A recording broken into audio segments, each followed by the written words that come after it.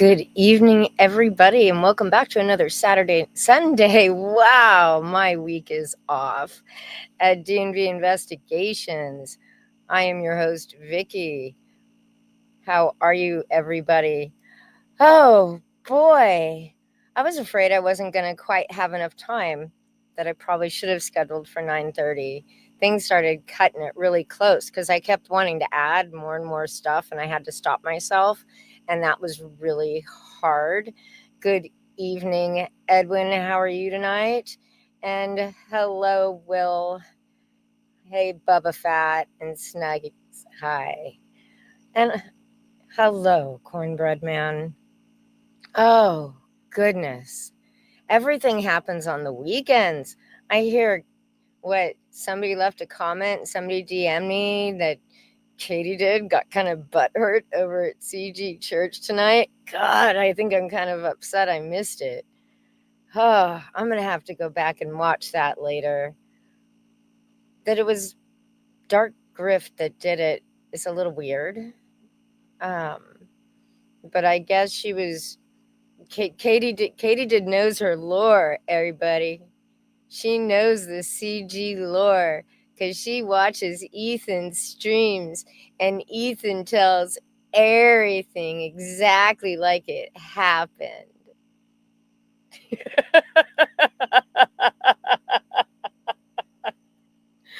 I mean, come on.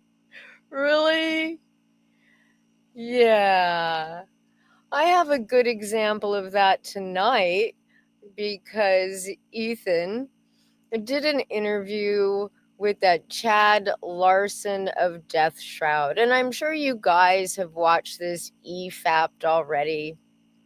I didn't watch any of Ethan doing it, if he did. I actually haven't watched any, really watched much Comicsgate content. This Chad Larson thing was a nice switch up for me. But I did cut out a few bits and point a few things out that I found really interesting. Some of the admissions Ethan ended up making. It's like it's been so long that since he's had to be defensive that or at least on some sort of back foot. That he let things slip through. Oh, goodness gracious. And I got answers to things I knew I was right about. Hello, Henry Bemis. Hey, Michael Shanks. Moo Moo Buckaroo. Yeah. So, what else was there? We're going to chat a little bit about Mickey. Something happened with Mickey, Queen Mickey, as she liked to call herself. Denham's answered in the H3H3 lawsuit. Lots of pro forma shit in there that people seem to be making a really, really, really big deal out of. But we'll go over that a little bit. There's been a new filing in the Hales lawsuit against Legally Leslie. I'm not going into depth, but I'll show you all what that is as well. And like I said, I got that interview, man. Wow. And Eric July has a new character, I guess he's introducing in this new Rippa zine in a short story entitled Blue Shift. The character name is Zephyr, and he's been catching a lot of shit on the internet from people like Ethan and probably Shane Davis and everyone in the Comics Gate universe about the character's design. And I gotta say, watching the defense of it is just as wackadoo and weird. And then out of nowhere comes a guy who has a book, a comic named Blue Shift. And his character's name is Blue Shift. And what does it all mean? I hope to give you some non-lawyer answers, though I did ask one. So hopefully I get this right.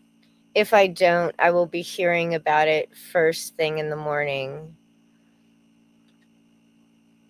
What is an Ice Poseidon? Ice Poseidon is an IRL streamer. Those IRL streamers are kind of fucked up in the head. Oh, yeah. Johnny Somali had a court this week, and he's even more fucked than he was before. I guess he's still pleading not guilty on the deep fake count of distributing deep fakes. But the way the statute, because he claims he didn't make it, but the statute talks about distribution. So I from what I understand, he and his lawyer admitted in court that he did distribute it, but they're still pleading not guilty. I don't think it's over yet. I'm having a hard time figuring out if it's over. It doesn't look like it's over yet, because they still get to, I guess, present some sort of defense. He ended up pleading guilty on another count because the witness showed up. And yeah, so he could still get up to about 20 years. I don't think it would be that long, 5, 7 maybe. But don't do stupid ass shit in other countries, man. Don't do it. Don't. Your embassy ain't gonna save you. Oh, there may have also been some question about whether or not he's in contempt of court because his buddy Hank said that he moved out and he didn't know where he was living, but he never registered another address with the court and said that he still lived with Hank. Hank could be lying because Hank lies about a lot of shit. Like, Hank lies about just about everything. His family had him committed for a reason. But there's that. So that was kind of nutty, man. But yeah, Ice Poseidon reminded me of Johnny Smalley. Thank you, Edwin. I appreciate it. But yeah, FAFO. And there's a lot of that going around, man. There's a lot of that going around. So before I get to any of the content that I just explained, we're going to go into the dumpster fire round. It's not very long tonight. I only have 3 items. One of them involves Mickey. I do have a little video that I downloaded from Twitter about them talking about Mickey. But before we get to that, it's time to look at some art, and it is Billy Tucci, so it's good art. But what is it? So on CG Kings, I guess they did a Cyber Frog night. Of course, why not? And this is the sketch that Billy Tucci did of Heather Swain, and it's good. I'm not knocking the art. I am not knocking the art. But why is it? Excuse me. Why is it that all of these men draw the exact same woman? This is not Heather Swain. This is she in cosplay. That's what this is. Just like when Ethan drew Vampirella, she really resembled Heather Swain. Right? Hello, Aldous on the farm just off Orwell Lane. How are you? Yeah. I don't understand why that is. Maybe they just get lazy. I don't know. You think Heather's just a knockoff Laura Croft? Yeah. Without the money, I suppose. So I'm Mandy. Yes, this is her new profile picture, people. We're going to be blessed with this for a few minutes. I'm sorry. But we are talking about Mandy. Apparently Mandy had a beef with Mickey. Queen Mickey. Mickey is an interesting one. She made buttons. She made Comics Gate buttons, things that said like grab an oar, and all the weird little catchphrasey things she could think of. Just those cheap little, plastic coated buttons, like the old political button kind of thing. And the first time I ever saw Mickey or ran across her was because Ethan had retweeted or had tweeted out a unboxing video she did of Cyberfrog. Now, I don't know how she came to his attention, probably because Ethan likes to, search himself across every platform known to man and respond. And she did a very favorable unboxing of Cyberfrog. And he started talking to her on Twitter. He'd quote tweet her. He replied. They had a very friendly relationship. Apparently, Mandy and Mickey had some sort of beef.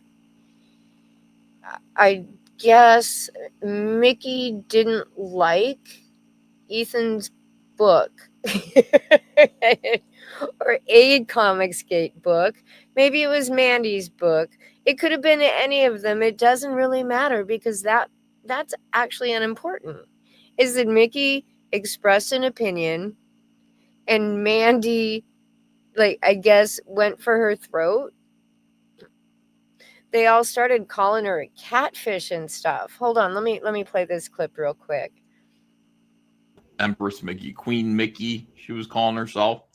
Hey, listen, you got that woman to go on video. I was 100% like, this is a catfish. This is a dude using like pictures of his girlfriend and telling her what to say or tweeting using her photos and stuff. She made that video. I was like, okay, it's a real person. And then she deleted it and like wiped her account or privated or something. So I'm like, that's not suspicious at all. It is weird, right? Like, okay, so yeah, it is weird. She first of all, I was like, hey, Mickey, because we're like friendly, I say you got to do a little video where just go on video real quick because it is peculiar. There's no video view. There are lots of pictures of you smiling and pointing at things, but anybody could do that. Like, get on video and say hi, Comicsgate, hi, Ethan, whatever it is. And she like really protested it. Like, I'm indignant that I have to. And I was like, what are you talking? Like, that's what a catfish would say. Mm-hmm. So she ended up doing it. And for some reason, like, I got when she posted it, I went, I better like quickly record this. She posted this for like 10 minutes. It was on screen. And then like, whoops, hold on a second here. Hey, look, RD. Yeah, sorry about that. I had the okay. I had the video pulled up there. Now, I honestly think if she wants people to believe that she's actually a woman and take her seriously, she needs to pop on a live stream or something, because a video can be AI'd. I do give her credit for doing the video, but the fact that she immediately deleted it, then privated her account, and she has a history of deleting tweets, that's why early on in the beginning, I'm like, I'm not fucking with this person. I blocked her. Yeah, you thought she really was like, here we go here. Why can't it stay up? What the hell? There you go. Hey, this is Miki Ariyama. This video is to prove to you that I'm real. So I'll see you later. Maybe or maybe not. What the hell is... What was that? Maybe or maybe not. Was that a threat? I'll see you later, maybe or maybe not. Like, what? Did I ask too much from her to just be like, you're going around and talking shit about Mandy Summers and stuff? It is kind of a very war campaign thing that you're doing. So, like, can we please just, like, see that you're actually who you say you are instead of, like, some other... Why is it always fucking war campaign? Why do they always have to go, oh, well, let's see, Mandy's antagonist, yeah, that's right, it's war campaign. Yeah, so someone's having an argument with Mandy, they must be a war campaign. Yeah. What in the fuck? I can't even, like, there's not really, it's not super interesting, the rest of it. But thanks to Geeky Borders once again. Yeah. What the fuck? Like, Mickey's been around for years. Mickey has an internet presence doing videos going back, like, before Comicsgate. I think, like, a really long fucking time, years of unboxing fucking Matchbox cars and those weird dolls with the big heads that I don't like, right? Like, Mickey's been around for fucking ever. And the absolute gall for Anna to call anybody catfish. Come on, girl. How many filters? How much makeup? Or fucking Mandy here, right? Like, Mandy ain't using her current picture as her PFP. The intros to all of her live streams are still when she was first coming into Comicsgate. Well, not right when she first came into Comicsgate. A little bit later, they were the ones after she got her titties, right? But like really early on, when she looked a lot younger. And who picks this? Look at that jaw. I know it's AI. Did it not give you more fucking choices? And you go, yeah, I want to look like I have the mumps. Like, what the fuck? I'm sorry. I just thought it was funny. And I saw it, and now you have to see it too. Because, damn it. But yeah. Mickey was a huge CG sim. She bought books, she promoted campaigns, she made those stupid buttons.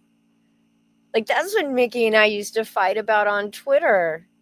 Like, she'd come after me because I'd say something about Ethan. You know how they do. Oh, he unblocked me again.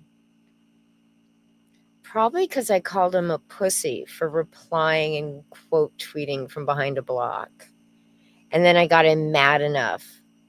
Yeah.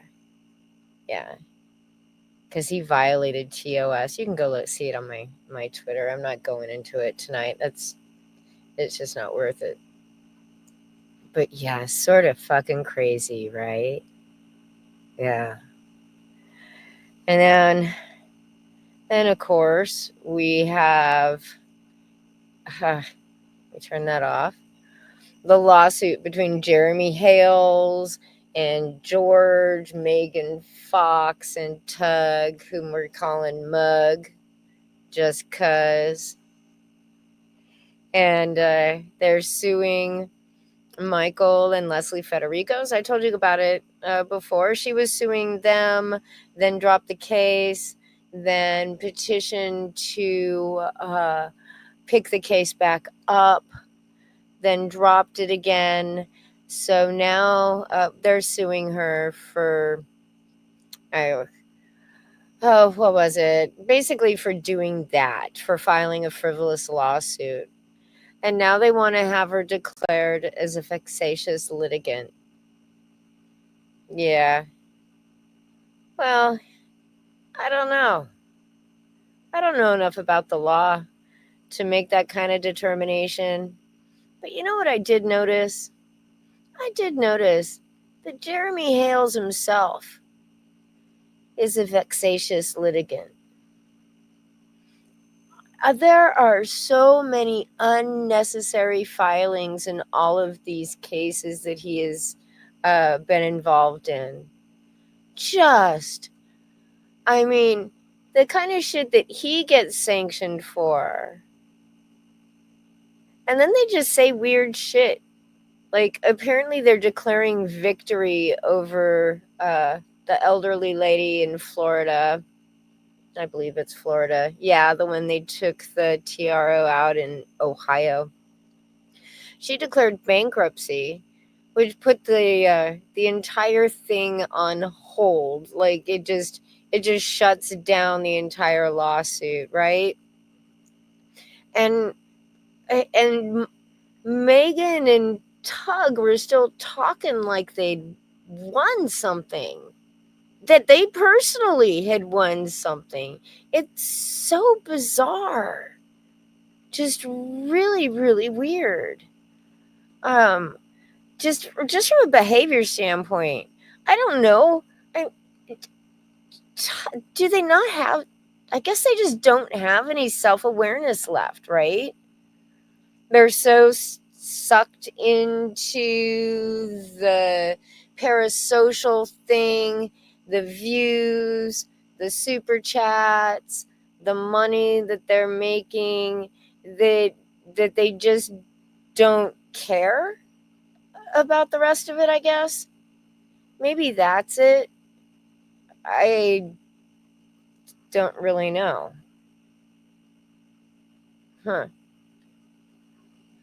Maybe I'll figure it out.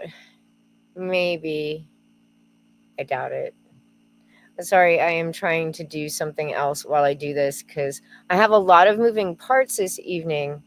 Yeah, there's a lot. And then, of course, we have the Ethan Klein lawsuit against Denims for copyright infringement. Now, a lot of people were making a big deal about this demand for jury trial. Well, Ethan had already demanded a jury trial, I believe. And people like jury trials. You want to take, some people want to take their chance with the jury. I hear, I was told that the district courts in LA, because it's the district courts that handle copyright cases, this kind of copyright case.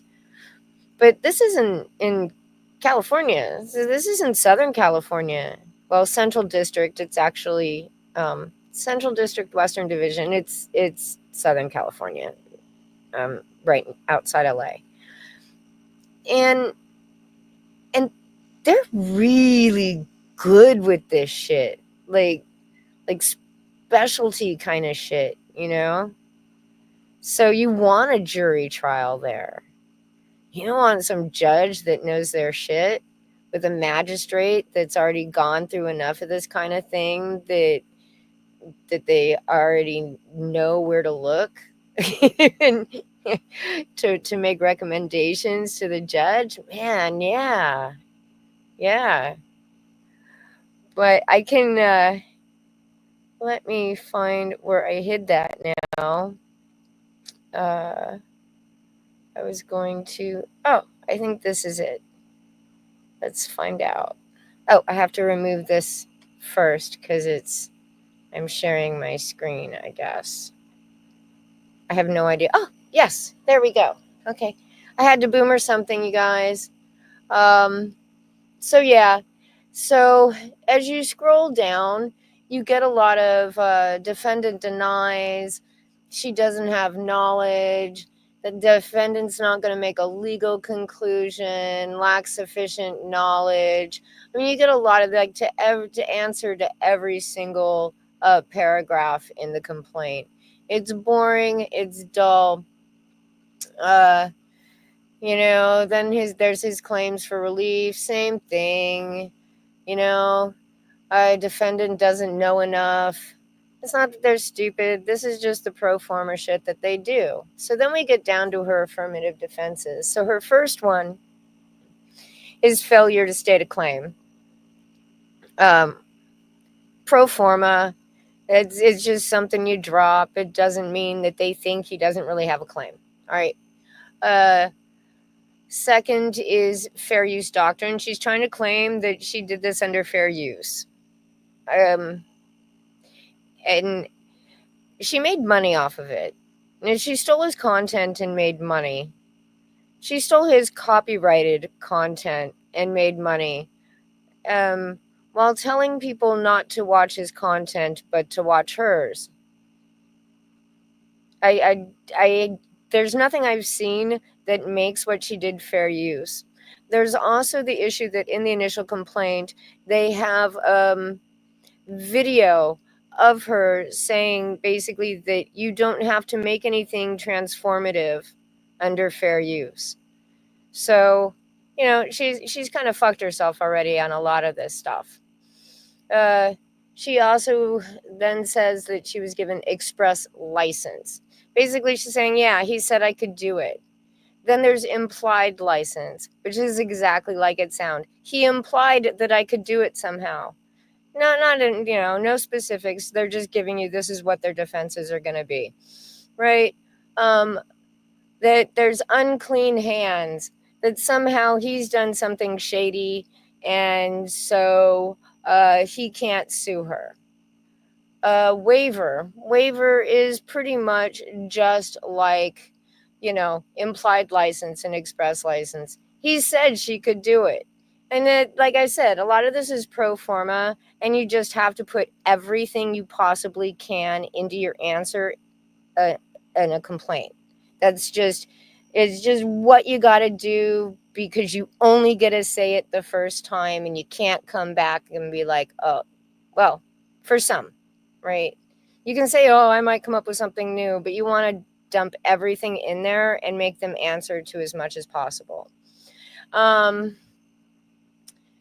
Estoppel is timeliness, that he didn't do it in a timely manner, I'm pretty sure, if I remember correctly. That, she was just able to do it just because that she had consent. Again, same thing, very pro forma. That it was innocent infringement. She didn't know. She didn't know that she was infringing when she walked away and just left her chair. She didn't know that she was infringing when she was making absolutely no commentary. Well, very, very little commentary about the actual video and discussing other things. That kind of thing. She was just too stupid, is basically that defense. That there was no injury or damages, very pro forma. We'll see. That she acted in good faith. Yeah, okay. A lot of that is going to be very hard to fucking prove. There's 17 of these things. Unjust enrichment, laches, which is... Oh, no, that's the one about timeliness. See, the lawyer's going to be calling me tomorrow morning and be like, hey, you got this shit wrong. But that's it. That's everything. You guys, I'll drop a link to the court listener, and you can look at all of that stuff yourself. You can read it if you want, or you don't have to. But it's still going to be fun to watch. The interesting thing, though, that I did notice is that it's a federal case. And in a federal case, you only get a chance once in your very first filing to argue personal jurisdiction. And she didn't do that at all. I thought that was very curious. But, all right. So let me find... We're going to move on to this Roblox. Man, they in a heap of shit right now. They banned a youngin', and I'm going to use the word youngin' just because I'm old. I don't mean he's a child. He's an adult, a young adult, from their platform because he catches predators in their games. Actual people who end up getting arrested and things like that. They said that, well, Actually, I'm just going to let you tell. I'm going to let him tell you guys. Very briefly, I clipped up a little bit of his video here. This video isn't going to be your typical video. This video is actually a call for help, and I need everybody to share this video. The Roblox Corporation has sent a cease and desist letter to me, a 22-year-old, versus a multi-billion-dollar company, threats of litigation, because I catch predators on their platform. Within the last year, me and my team have gotten 6 predators arrested within the Roblox community. Almost all of them have admitted to doing this before to other Roblox users. Every account that I've owned on Roblox since I was 8 years old has been terminated. Accounts that we were actively talking to predators on have now been banned off of Roblox. What Roblox did could potentially stop some predators from facing real life consequences. Not to mention that Roblox has made a very firm stance that I can no longer access. Here's an email. I didn't ever plan on showcasing this in a video, but this is from a kid who is thanking me for getting someone he was groomed by arrested in real life. He said he recognized him from my video, and here's some cool fan art regarding our arrest, and give you guys the same Google Drive that we give to the cops. And in a lot of instances, Roblox won't even ban after we reach out to them regarding felony arrests. What I typically have to do is report cases to the National Center for Missing and Exploited Children, or go on the news to show gameplay of our decoys with the predators on Roblox. I've literally felt so lost at trying to get the attention of Roblox regarding these predators. I've created binders with all the chat logs, and I've sent it to their headquarters in San.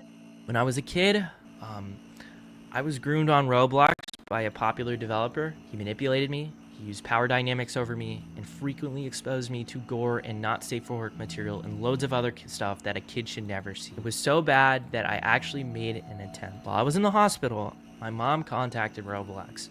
They brushed her off. That predator went on to groom more victims before Roblox finally banned him years later. Yeah.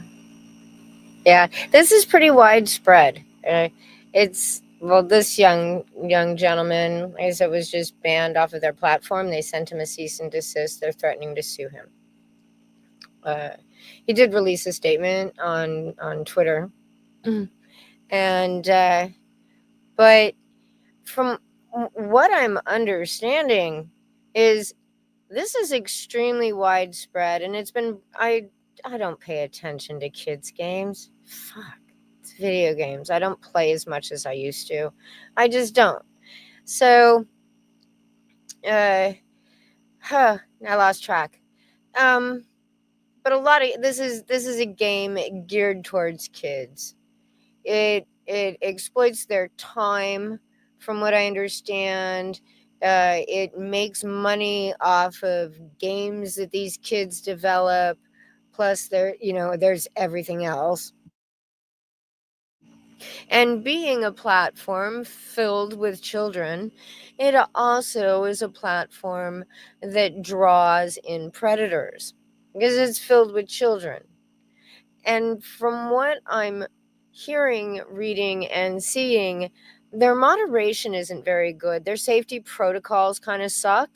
There have been children who have been violated in their own homes by people from Roblox. Yeah. And at one point a couple of years ago, Roblox was even going to and I have no idea if they did this because trying to find more current stuff got completely swallowed. My Google foo was not good this week, but wanted to turn part of this game into a dating site. Yeah. There's no mods, only passive observers. They everything is like computerized monitoring, and it's horrible. It's just bad. It's so bad that let me find this. They are being sued by the state of Louisiana. The AG of Louisiana filed a petition for injunctive relief, civil penalties, and a whole bunch of other stuff. related to their lack of security and knowledge of said lack of security when it comes to the safety of children on their site. From the sexual exploitation to the grooming to there was one woman that I read in the complaint who talked about her 7-year-old's avatar was raped in the game. While she was there, she was like watching. She saw it happen. She's like, I never thought I'd have to explain what that is to my 7-year-old.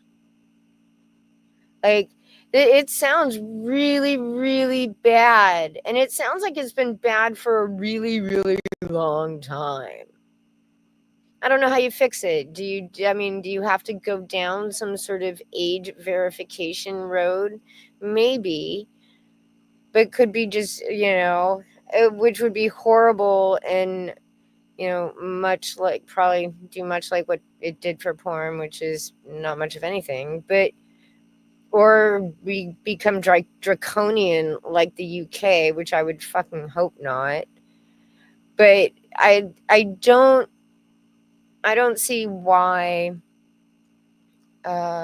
platforms themselves privately couldn't and shouldn't. And I can see plenty of reasons why they should. This is just horrible. This I will definitely link in the description when I'm all done with this, as my time got away from me. And if I link all this stuff, then everybody knows what I'm going to talk about, and I'm stuck actually having to talk about it and not, not forgetting like I did a couple weeks ago. Yeah. So, on to something a little lighter. This, ladies and gentlemen, is Zephyr. I'm sure you've all seen it, right? This is the poster of the character in the new Rippa zine book, Blue Shift. Yeah. He's a speedster. He has red hair. He has lightning. All of these things led to a comparison, of course, with Wally West, Flash from Rebirth. Yes. I do really like that design. Yeah. Well, if I was Eric July, I would not have okayed this design. Not because I fear a copyright infringement, and I'll get into that in just a second, but just because it's uncomfortably close. It doesn't reek and scream, for me personally, as original enough. I like it as a pinup. I just don't think that the design itself has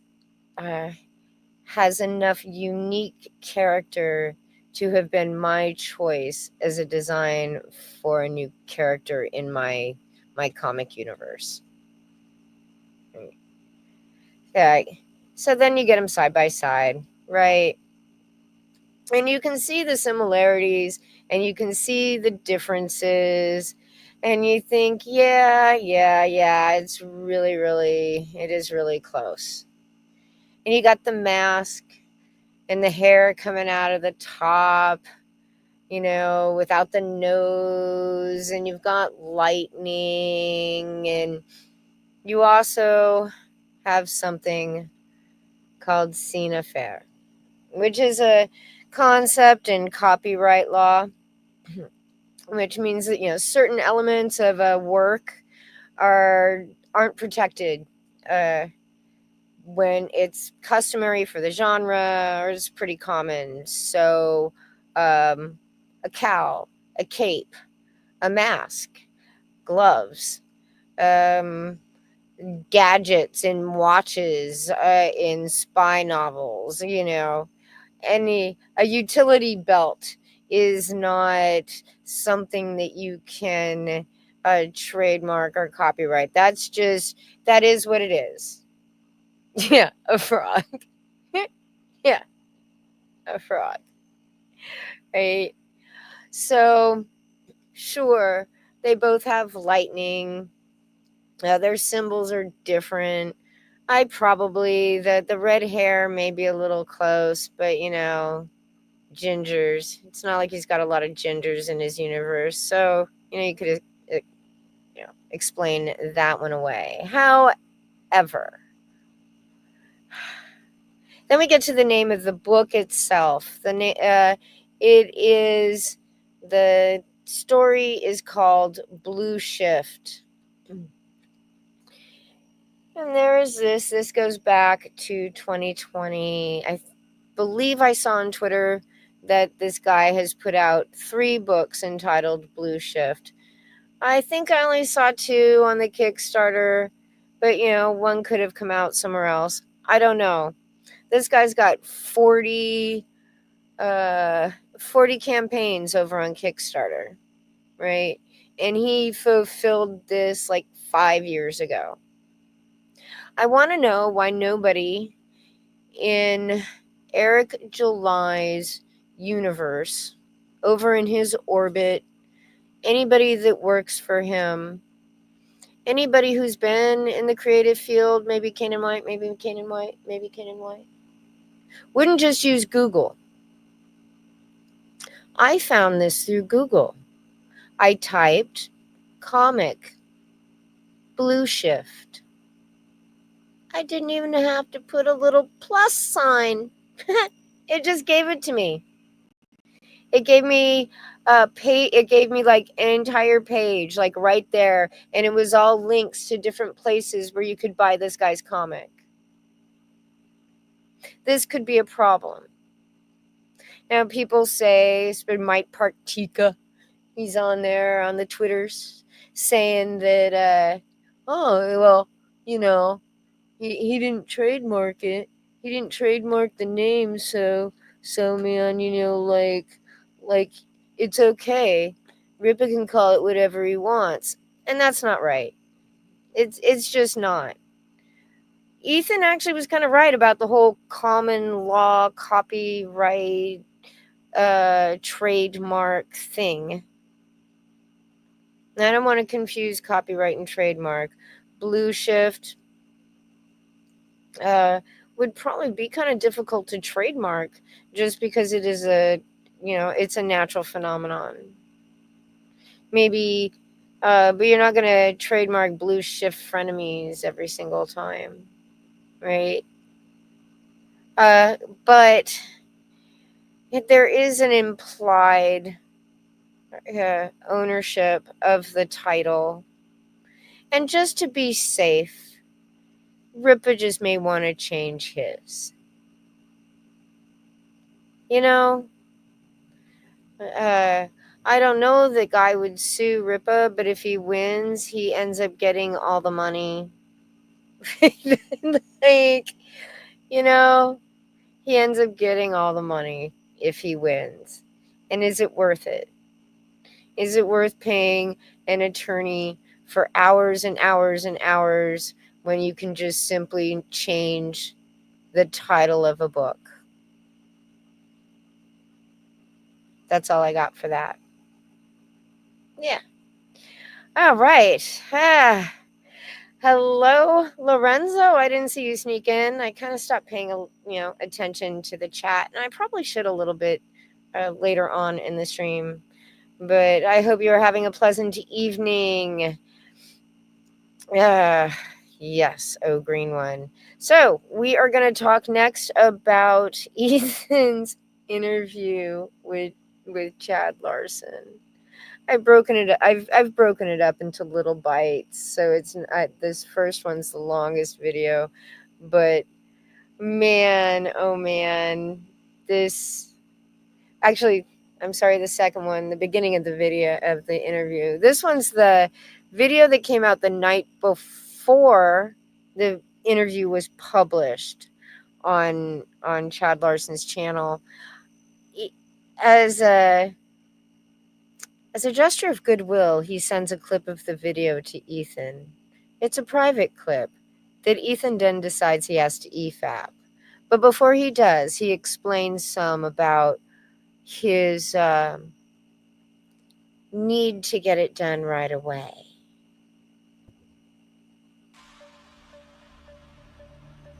So it's good to be with you. I did an interview today with Chad Larson, creator of Death Shroud. He reached out to me and he said, "I'd like to talk to you." And I said, "Okay." So we made a plan to do a little interview. And here's the thing about me doing an interview. He's like, "Well, I'm free like after 3:00 on most weekdays, or the weekends are good." And people want me to plan ahead, and I'm like, "No, let's just get it done. Like, if we're gonna do an interview, let's do it like tomorrow.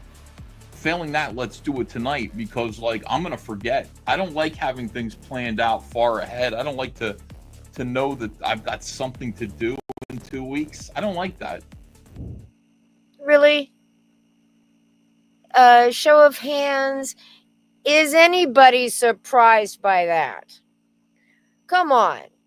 Come on. Is anyone surprised by that? I'm not. Shocker here.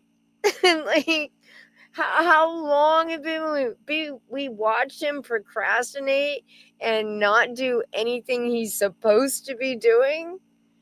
Oh, yes. We got to get it done as soon as possible, because, I just don't like to have to set appointments.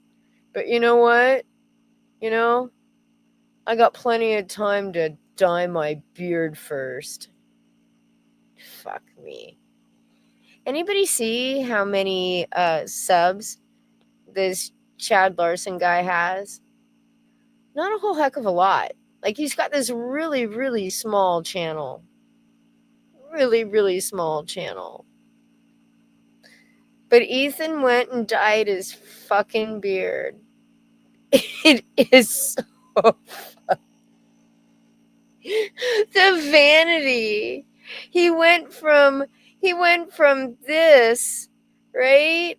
The night before. This is the very night before, in the schleppy Henley and the fucking MAGA beanie, because he's, is that MAGA AF, because he just is, to that, like literally he fired this up almost right after the interview, to that.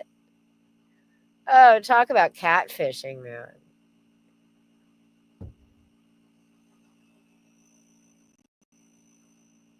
And thanks for taking the time to to jump in and chat. It's I would classify you as the notorious most well-known person in comic books, I would probably say. Not in comic books. No? No, I wouldn't say that. In comic books, that's pretty. No? Okay. That's a lot of people. In modern, I'd say you dominate the conversations, man. It feels like every time I open Twitter, someone's talking about Ethan. We're in a bubble, okay? Like we're trapped in a bubble. It's not reality. Chad, that's where we are right now. We're in hell. This is indie hell, and we're surrounded by some very strange people. And it might seem like this is comics, but it isn't comics. This is something else entirely.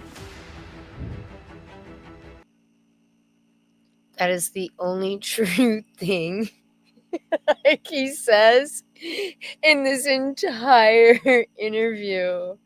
And there's a couple little half-truths thrown in there, and some truths that I don't think he meant to spill, but that is the most frank, actually, that I think Ethan is the whole time. I got called a Nazi over and over and over again, starting around, when Barack Obama was elected, 2008, 2007, whatever it was. And then people started this conspiracy that my signature, which is shaped like a little diamond, okay, was a swastika. It was a hidden swastika. I've had this signature since 1987, and it was when I was a little kid I created it. And people started saying it's a swastika. He's a Nazi. Sketchbook that, again, because the Nazi stuff, I had a sketchbook that was called My Struggle, and all these things. And it was just a sketchbook that detailed my earliest work to where I was now. Just, jokes about like how these people are calling me a Nazi because I'm a conservative. Isn't that silly? The problem is my jokes were used as evidence against me once Trump became president. Okay, so Ethan totally played fast and loose with the timeline of how any of that shit happened, right? He was being called a Nazi. He implies that it's because of his politics when Barack Obama is elected in 2007 or 2008 or whatever, right? He says. And so they were all calling him a Nazi, and they called him a Nazi, and because he's all edgy and shit, and he's based, and he was like flinging Pepe memes left and right. He thought he'd just go ahead and, go with the joke. So he did this sketchbook because they were calling him a Nazi. No, motherfucker. You did that sketchbook and published it in 2007. That's why they were calling you a Nazi. Not because, your politics. They were calling you a Nazi because of this. Because of this. Then there was the Uber Allies flag thing that had his signature in the middle of it. That was one of the jokes that he decided to run with because people were already calling him a Nazi. Dude, they called you a Nazi because you did that shit, not the other way around. When I first was looking to launch Dash Shroud on crowdfunding, I came across Indiegogo, and the first, as I'm kind of looking at either that or Kickstarter, not knowing that there's basically a rubber stamp that if you host on Indiegogo, you're going to get, that's viewed as a problem for whatever reason. One of the results of the Whisper Network. Yeah. All right, I'm gonna call so much bullshit on that remark. Yeah, it's the Whisper Network. It's the Whisper Network. It's because they don't like Comicsgate. It's all because I use IGG. No, Indiegogo has a very bad reputation. They've always had a pretty bad reputation as far as crowdfunding sites go. From their lax policing of campaigns and making sure people aren't being taken advantage of. They were sued multiple times. That's why they put in the class action thing. Shit, they were sued by fucking Vox Day because they took him off of the campaign. They just closed his campaign and kept his money, right? Like, they don't do anything about people who don't end up producing anything as a creator to a campaign. And some of those, and I'm not talking about the comics, dudes. I'm not talking about the tiny bit that the comics have made Indiegogo, because that's a drop in the bucket compared to the tech side of Indiegogo. Write-ups in major newspapers, lawsuits. It's why they had that whole change in their fraud policy that brought on the shadow bannings. Indiegogo just has a bad fucking reputation, and Comicsgate made it worse, right? But this is when I realized that Chad Larson, for all of his, I'm investing, I've got this, however many $1 million med tech startup thing is a bit of a dipshit and doesn't really do any research. Like,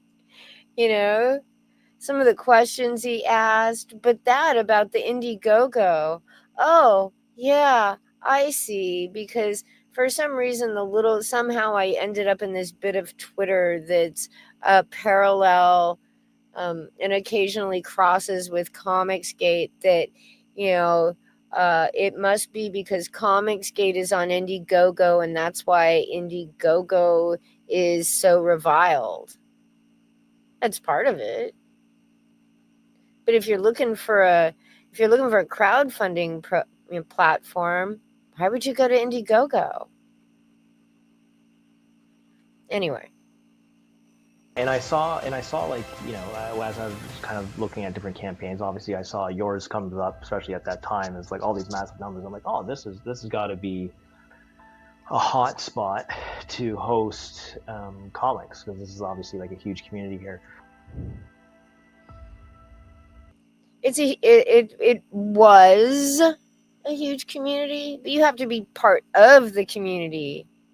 You have to grab an oar, Chad. You weren't willing to grab an oar, Chad. You weren't going to make that kind of money on Indiegogo, Chad. Why do you think, because some of the numbers, you've done over 8 million, that's really impressive, definitely undeniable. Why do you think Comicsgate has got such a continued bad reputation? Because again, you're if you compare what you guys are doing versus some of the other pros, you guys still surpass with massive amounts of not just total revenue, but also the quantity of actually books sold. Mm-hmm. I think you posted the other day you sold 20,000 books of one of your 19,000 of Cyberfrog 3. Yeah, we just hit that number. That's amazing, absolutely amazing. Yes, it's crazy. So that's rivaling. That's like the same number of like a DC Batman or something. I think I said earlier, 25,000 is typically what they're kind of doing.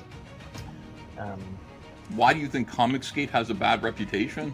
Didn't we cover that at the beginning of this? I mean, yeah. So it's just so the summary of that would be continued individuals who are labeling you guys as bad actors. Right. Yeah.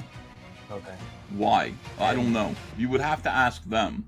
I think that I have learned really quickly over the course of the last 8 years to become a fighter, because this is it for me. I can't go from Comicsgate back to Marvel. I've been blacklisted there. If I do try to go to Marvel, a chorus of well-meaning left-wingers are going to harp on and torture Marvel Comics editors, the media. Marvel Comics is hiring a white supremacist. Comicsgate is it. It's the last stand for me. This is my land. This and no further. I've drawn a line here. And Comicsgate already had a terrible reputation by virtue of the fact that a bunch of people who control the narrative and are paid to know how to do that destroyed the Wikipedia, set up all kinds of what we call gay ops, including Marcia, Darwin Cook's wife, Marcia Cook, that whole scenario, and set up all. How fucking dare he? He dragged Marcia Cook into Comicsgate and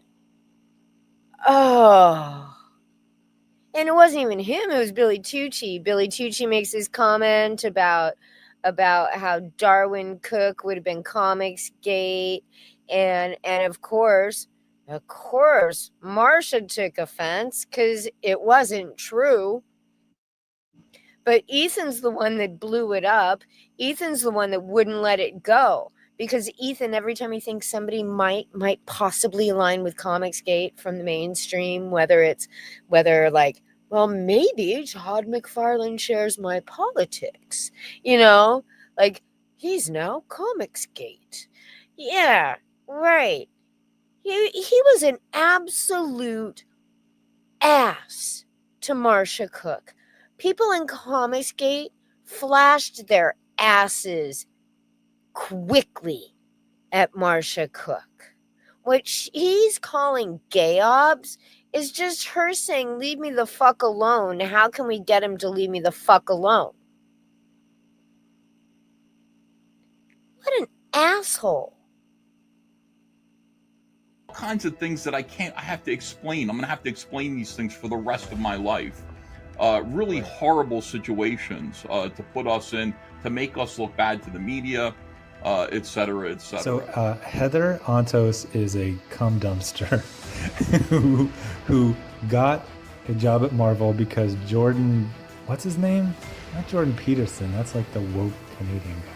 Jordan White is a sad sack perv who jacked off to her the first, this is it. So the story is that she went and saw him at a convention. It's like, I'd like to be an editor. And he's like, oh, this is going to be a hard sell for HR. Like Jordan White's going to go to Marvel HR. I really need you to. How do you deal with that constantly? Because people, regular person doesn't understand. Oh, I'm sorry. I'm sorry, Alice or Tester, if you are confused. I forget there are new people in the chat. I'm watching. That was your boy Zach. It was a bit from his Dark Roast video, which he did was that 2018, I think. And that video, aside from the Marsha Cook shit, is one of the reasons Comicsgate had a bad reputation. Yeah, the Dark Roast, calling Heather Antos a cum dumpster, and people in Comicsgate would run with it, and they were calling her one too. Yeah, I have the whole thing somewhere. I'd have to dig it out, but yeah, that's what that bit was. Like the toll that does, and especially the toll that takes over. Now you've been dealing with it years. Do you find it challenging to does that impact your creative ability? Do you find that it affects your creative ability, because you gotta have some stance of zen to be able to get into the zone? I'm trying to think if that impacts my creative ability. Yeah. I'm not sure. I don't think so. You don't take it to bed. You're not. No, I'm always stressed out, Chad. Look at me. Okay, do I look like a man who's comfy? I'm constantly nervous and stressed out, constantly. Right. Okay. Because of this, it's it's things are the way that they are. I've become a political lightning rod. I've become like a figure of people point to me and they say I represent this or I represent that, and it's really up to you, what you see in me and who I am. To me, I'm a husband and a father who used to work for DC Comics and made a lot of mistakes that landed him in a situation where I think I am as blacklisted as it is possible to be. And there are days that I wake up and I'm happy about that, because I think it defines who I am in a lot of ways. The fact that I was able to still survive that when other people who go through literally 2 days of what they put me through end their own lives. I've put up with it now for 8 years. I've dealt with it and survived it, literally survived it. Now that we know that this kind of treatment is something that causes other people to take their own lives, I've survived it for 8 years. Fuck you, Ethan. How quickly did you jump on the Ed Piskor train when that news first broke? Huh? The exact same day e-fapping that I think was it B.A. Turner maybe? Right? And he's sitting there, I'm so much better than Ed fucking Piskor because he can only take it for 2 days. But man, I've been dealing with this for 8 years. I'm strong. What the fuck? What the fuck? Really? When I heard that after the Marsha Cook shit,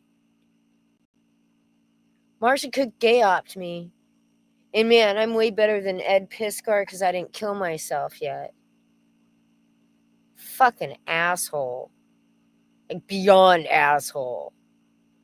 I learned to hate him a little bit more whenever I see him trying to be a real person instead of doing his fucking trash casts, right? This This is Ethan actually probably at the most honest reveal who Ethan actually is moment in quite some time. I found it kind of fascinating actually to watch the whole thing and to actually listen to what he's saying. And when I was chopping it all up and I'm finding all these different pieces because he was scattering story across the whole interview.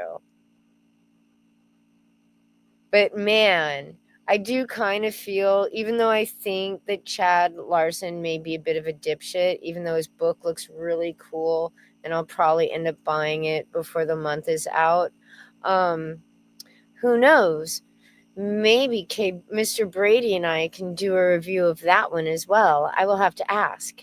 But as soon as I do have my Golden Patriot book, I will be reading it. But back to Chad here.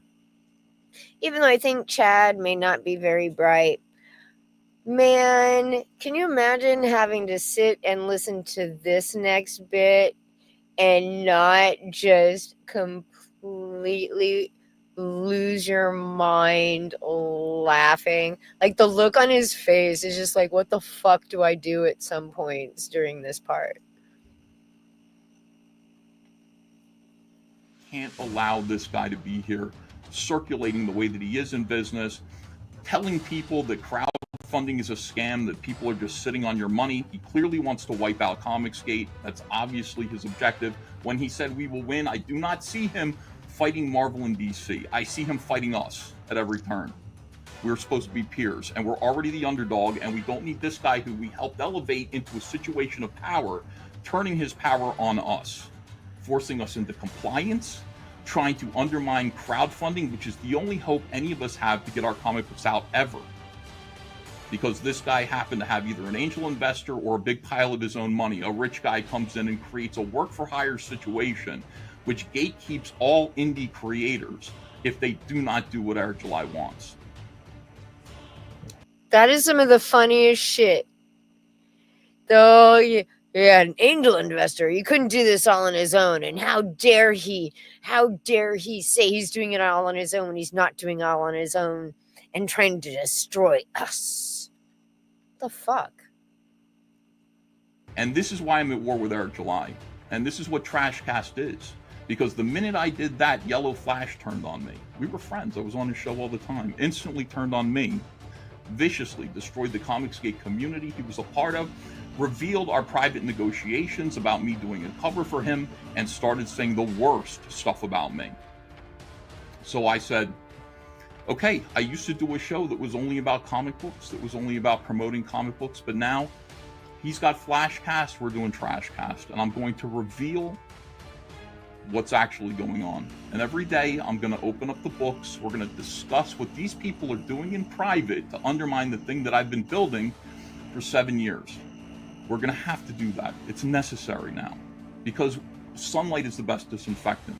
He just keeps kind of rocking back and forth, crossing his arms and uncrossing his arms, looking really uncomfortable as he's listening to Ethan go all in on his conspiracy theories.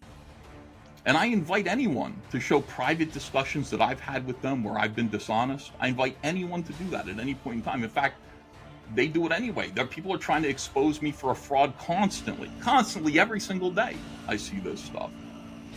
But you don't think Eric July's, like the Rippaverse, you don't think it's legitimate products? Like you think it's all bad? Irrelevant. It's all... You know, my thing with him is, yeah, I mean, obviously his comics are not good. I've read them. They're not good. They're not. I read them, I reviewed them, they're bad. And that's just, but that's beyond that. We could coexist. It doesn't mean every Comicsgate book is good either. We could coexist very easily. Minutes ago, he was just saying we need to destroy him. I want to destroy him. I need to destroy him. But we can coexist. But understand that. What do you think? So you don't think that there's any path to resolution? What does it sound like to you after what I just said? Like it doesn't. But there's always. Yeah. Do you hear me? There's no path to resolution, but we can coexist. Potential chance. Listen, I know. I hear you. I hear you. I'm very reasonable, but I really feel, Chad. Even though I'm not officially the leader of Comicsgate, I think people see me that way. Yeah, I So yeah, from limited exposure, yeah, tip of you're the definitely spear, defending an entire group of indie creators who need crowdfunding to survive. They all need. He's the defender of crowdfunding so that his friends can pay their mortgages. Basically, I think that's what he's saying, right? I have to tag Eric July because Eric July is trying to kill us because he said some people don't fulfill their shit on crowdfunding sites, which is absolutely true, you stupid motherfucker. But the best part of the whole fucking night, of the whole goddamn stream, was when Ethan talked about making the action figures. All right, the action figures. He's making excuses. I cut out a lot of the excuse making for why Rainbow the Brute is late. It's late because he made Cyber Frog longer because he just had to. He just had to make it longer, you guys. You understand as a creative, right, Chad? I just had to make it longer. And then that totally just set me back on Rainbow the Brute, and and then I've had these toys, and then I had this book, and then I had that book, and I just couldn't get around to doing Rainbow the Brute. Yeah. It was beautiful. I cut all that shit out. Yeah. But what I did hear, I'm going to see if y'all catch it. I hope so, because I edited it so you would. But he was talking about the action figure campaign in this, too. So...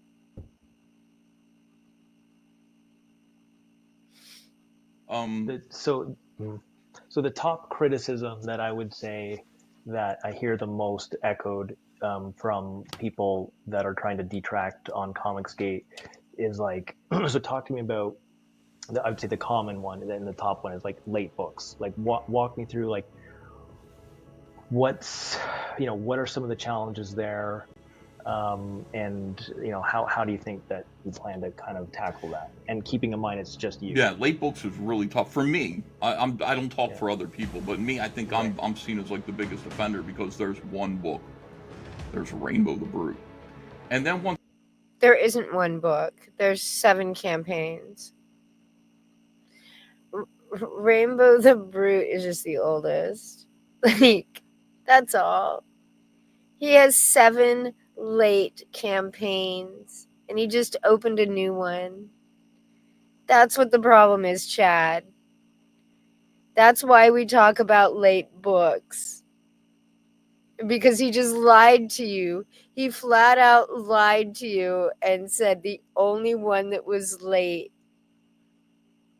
was Rainbow the Brute. He still hasn't finished fulfilling Wreck Planet, bruh. He still hasn't finished fulfilling that shit. Cyberpunk 2 Wreck Planet was finished, we approached the actual reality of having to fulfill Cyberpunk 2 Wreck Planet by ourselves. Me, my wife, and her friend Michelle, out of our house, were fulfilling $1.47 million worth of sales, including toys. Boxing this stuff up, transporting it from our little warehouse to our home every day so that we can print out tickets. And I bought a Sprinter van, and we loaded the Sprinter van. It took months. And like I said, it's still not done. But I want you to keep this in mind. Keep the timing of all this in mind, right? After the Wreck Planet, he launched. But before he managed to fulfill Wreck Planet, he launched the action figure campaign, right? And then he's schlepping shit to the post office in the back of his Sprinter van every day after boxing it up in his living room To send all that stuff out. cool, and the Salamandroid design is really cool too. Oh, thanks. You did a great job, and I can see why they tried to do the whole show, and because it ports really, the design's great, but it ports really well to like toys and all of that stuff. So and we did it, man. We made toys thanks to crowdfunding, which is crazy. I saw that. Look at this. I saw that. There's one pin. Can I touch it right here on the ceiling? Yes. Cyberpunk toy there. Yeah, we made That must have action been a figures, and they came out great, and it was just amazing. Those are my DC action figures on my shoulder.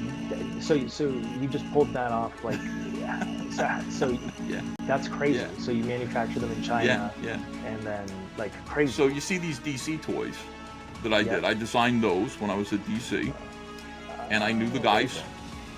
And when DC moved from New York to LA, those guys became homeless. Not homeless, literally, but come work for me. So yeah, like those guys made the Cyberfrog toys, and they're making everything that we do. Was that a stressful process? Because that would have been a huge departure and completely different. Than It's not, producing. man. I remember talking early on. I had a little bit of help from Nick Barucci, who received no end of grief because Nick Barucci received no end of grief for good reason. For some pretty good fucking reason. Hiding behind Ethan's fat ass and pretending that he has nothing to do with Comicsgate for years was a pretty good fucking reason. From Dynamite Comics for his association. And he told me at the time, I said, well, why don't you make a Vampirella toy or something? He said, we're trying to work it out, make the numbers work. He's like, it is hard to make action figures. But I thought I could probably make it work with crowdfunding because we're able to raise, we're raising big amounts of money, like somewhere between $500,000 and $1 million. That's all you need to make an action figure or two, right? So I built up the audience. I said, we're going to make an action figure. I hired a sculptor who did, who did Cyberfrog, and then somebody else had done the beautiful 3D sculpt of Heather Swain, which you can see over my shoulder there. You see her on the train tracks there? Yeah, the gray one, yep. So I saw that and I said, wow, can I buy that from you? The design. And Buying that design was his third mistake. The second mistake was whoever he initially paid to do the Cyberfrog sculpt. But the first mistake was just deciding to do the toys in the first place. He sold it to me, and we broke it up into an action figure. We redressed it a little bit, turned that into an action figure as well. And I told the fans about it. I said, we need to do this. Nobody's able to make action figures, especially quality action figures as good as Hasbro. And I built up to it for about 2 months. Warned everybody, we're doing this. I need your money. I need you to have $100 for me in 2 months, please. And they came through. We raised $660,000 on the first campaign. Then I did it again. I figured that wasn't enough, and it wasn't. That was not enough money. $660,000, not enough. The goal for the first action figure campaign was $400K. It made the $600K while it was in demand. It did make its goal. It was probably like the first campaign Ethan had, like, that had that kind of goal for it. He had planned he was ready to go with a stretch goal to be announced for the $900,000 mark, and probably had one ready because he thought he was going to make $1 million off of this. So I did another couple of paint variants on the same toys and launched it again. Made another 250, and even that wasn't enough.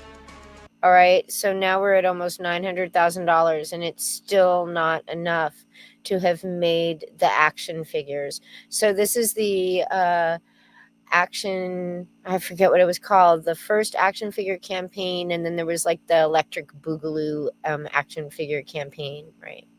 But we were able to take some profits from Blood Honey and a few other past campaigns, warts and all, and pour that into it to pay the import fees and everything. I told my wife, it'll pay off. It'll make money. Yeah, we're finally in the black with the Cyberfrog toys. But Man, that's Congrats on all that, I though. wanted to Yeah. do. Those toys are just everything to me. The toys were so important that he's just now in the black. So the reason he was fulfilling Wrecked Planet from his dining room table instead of his warehouse was because he had to put all of the money into the action figure campaign, which was a bad idea to begin with. And the reason it cost him so much money wasn't just the fees and it wasn't just the import taxes. It was because of the first person he hired for the comics for the Cyber Frog action figure design, and because he just hired some dipshit who'd never done an action, who wasn't even like making a sculpt for an action figure, and he decided we're gonna turn this thing into an action figure without knowing what the fuck he was doing. Because as soon as they took those designs and they made molds and they tried to pour them, it didn't fucking work. Does anybody here remember that? Aside from me and maybe the blue Muppet George. Anybody? At the time, I was like, man, he's so fucked. This is going to cost him so much fucking money. Because those molds, having those molds redone is really, really expensive. Really expensive. So instead of like the PVC campaign, the one with the PVCs, where he had his kid and their friends in the warehouse boxing shit up and like, you know, sending God only knows how much product out the door, he was sending out like 80 packages a day of Wrecked Planet.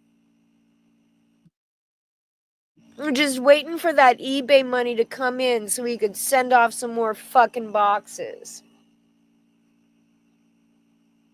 Imagine.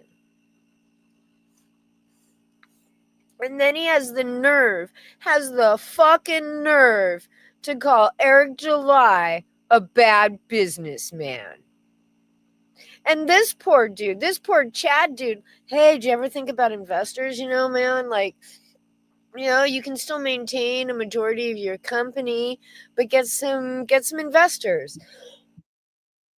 Sorry, I've got a little bit of a cough. And Ethan's like, nah, I'm just a creative. I just want to make art. Well, no. It's because then he'd have to go by deadlines and he'd have to meet certain criteria as far as when his work fucking gets finished. He'd have to draw his fucking book if he did that. And then this guy too, he's like, he had all these like ideas about using technology with digital comics, and Ethan was just like, nah man, the LCS is where it's at. It was just so bad. Just so bad. This guy not understanding enough of Ethan to get why Ethan was the way he was too much as well. But that's all I got. I don't think I can talk much more. This itch in the back of my throat, it's really starting to get to me and I'm hungry. So everybody have a great night. Thank you for stopping by. And hopefully I see you next week. Or that they give us, give me something to talk about, because that would be fucking awesome. Yeah. Oh, real quick. I did see, for some reason, I had a video come across my recommends from Dark Grift about Puma fucking Fist. I guess he's like, every time something gets mentioned negative about him around like the CG church, he's doing a video to explain it.